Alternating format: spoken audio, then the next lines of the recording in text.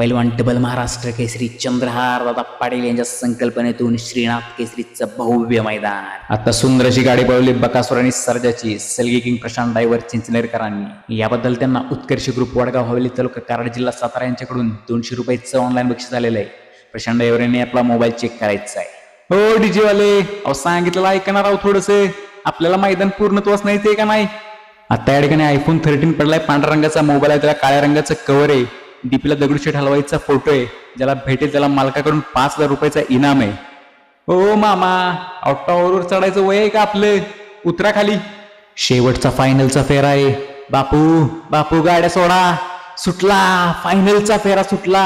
तास क्रमांक 1 वरती बकासूर पळतोय, त्याच्या बाजूला मथुर, आणि तास क्रमांक 4 मध्ये पळतोय लखन आणि सर्जा.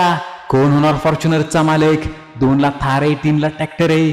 काटा किर्र करणारी लढत चालू आहे. डोळ्याच पारणं फेडणाऱ्या गाड्या पळतायत आणि विदर्भ एक्सप्रेस लखन ठरलाय फॉर्च्युनरचा मानकरी.